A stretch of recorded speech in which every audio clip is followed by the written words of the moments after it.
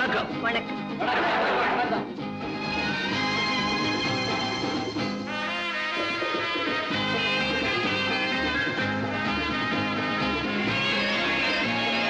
வணக்கம் வணக்கம். வாங்க. லட்சுமி, இவர்தான் Thangam metal factory proprietor mister Thangasamy. பேர்ல பத்திரம் இல்ல, குணத்திலையும் தங்கம் தான். ஐயா, இன்னைக்கு நான் தங்கசாமியா தலை நிமிர்ந்து நிக்கிறேன்னா அது நீங்க போட்ட பிச்சை தான். என் கஷ்ட காலத்துல நீங்க மட்டும் கை கொடுத்து உதவலைன்னா இந்த தங்கசாமி தகரசாமியா போயிருப்பான். உங்களுக்கு நான் எப்படி நன்றி சொல்றதுன்னே எனக்கு புரியல. இப்ப நான் என்ன செய்துட்டேன், இத போய் பெருசா சொல்றீங்க? வணக்கம் ஐயா. வணக்கம். வாங்க வாங்க. லட்சுமி, இவர்தான் கோயில் தர்மகர்த்தா கந்தசாமி செட்டியார், பெரிய படைவள்ளல். அம்மா, நான் பேருக்குத்தான் தர்மகர்த்தா, உண்மையான தர்மகர்த்தா உங்க கணவர் தான். நான் கிள்ளி கொடுக்கிறவன், அவர் அள்ளி கொடுக்கிறவர். ஐயா, மனசால கூட யாருக்கும் எந்த தீங்கு நினைக்காத நீங்க நீடூழி வாழணும். இப்ப என்ன பிறந்த நாள் எனக்கா என் மகனுக்கா? உள்ள இருக்கா, போய் வாழ் சொல்லுங்க. போங்க. வரேங்க. வாழ். பூஜைக்கு எல்லாம் ரெடியா? ரெடியா இருக்கு, அவருக்கெல்லாம் பண்ணிடலாம். போங்க, நான் வரேன். நான் பிறந்திருக்கிறேன், இதை யாருமே மறைக்க முடியாது, மறைக்கவும் முடியாது. நான் ஏன் பிறந்தேன்? பிறந்த நாள் விழா கொண்டாட வேண்டும், அதற்காக பிறந்தேன். நண்பர்களே, இப்பொழுது எனது நீண்ட ஆயுளை எண்ணி எல்லோரும் சிறிது பீர் குடிப்போமா? குடிப்பதற்கு முன்னால் ஒரு வார்த்தை. ஆண்டவன் நீரை படைத்தான், மாட்டுக்காரன் மோரை படைத்தான், இங்கிலீஷ்காரன் பீரை படைத்தான்.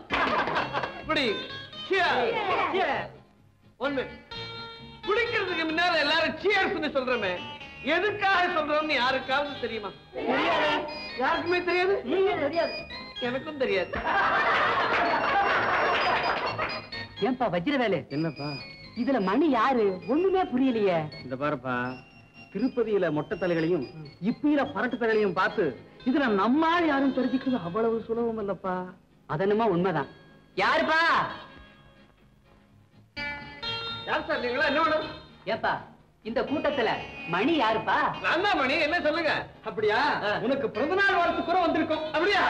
ஃப்ரெண்ட்ஸ் எல்லாரும் வாங்க, எனக்கு பிறந்த நாள் வாழ்த்து சொல்ல வந்திருக்காங்க. பயப்படாதீங்க. என்னப்பா அது ஒரே ஜடாமுடி கூட்டமா இருக்கு? ஏப்பா, இவங்கெல்லாம் உன்னுடைய நண்பர்கள் தானா? ஆமா சார், எங்களை எல்லாம் மூளையை வளர்த்துக்கிட்டு வான்னு சொல்லி காலேஜுக்கு அனுப்புறீங்க. எங்களால முடியல. முடி வளருது, வளர்த்துக்கிறோம். எது இருக்குதோ அதுதானே வளரும். இப்போ உங்களுக்கு மீச வளரலையா? என்ன இங்க வந்து உட்கார்ந்துருக்க? லட்சுமி, மகிழ்ச்சிகரமான நேரத்துல உன் கண்ணிலிருந்து வர கண்ணீர் கூட மங்களகரமா தான் இருக்கு. அதுக்கு ஒரு நியாயம் இருக்கு. என்ன சொல்றீங்க?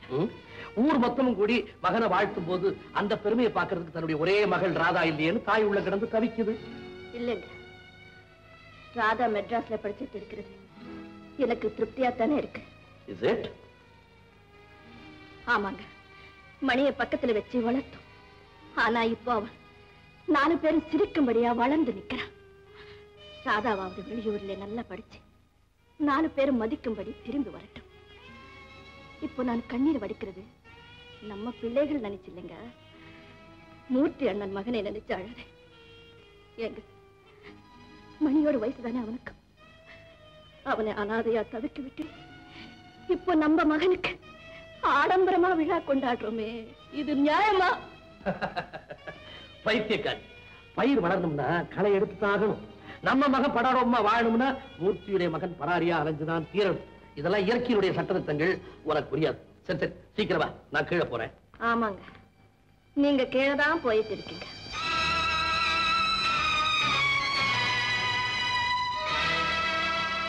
மணி கீழே இருக்கிறான்னு சொன்னேன். ஆமாங்க, மணி கீழதான் இருக்கா. எப்போ மேல வர போறானோ. மகனை வாழ்த்து பேச வேண்டிய நேரத்துல நீ அவனை மட்டமா பேசுறியா?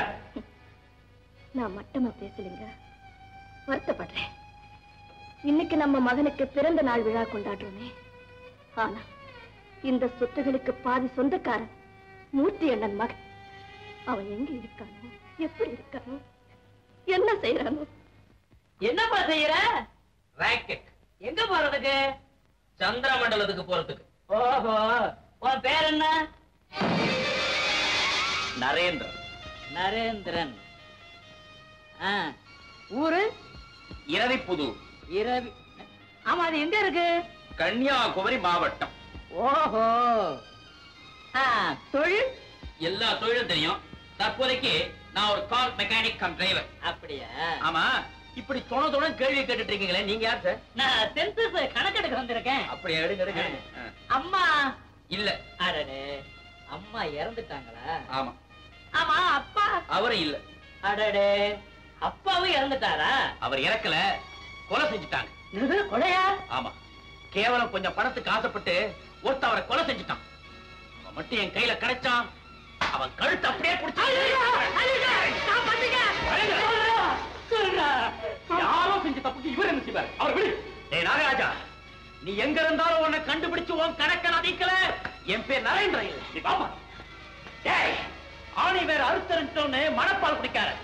ஆல மறுத்து விழுது உயிரோட இருக்கு, அதுவும் வளர்ந்துகிட்டு இருக்கு. டேய், என்ன மன்னிச்சிருக்க, நான் உணர்ச்சி வசப்பட்டுட்டேன்.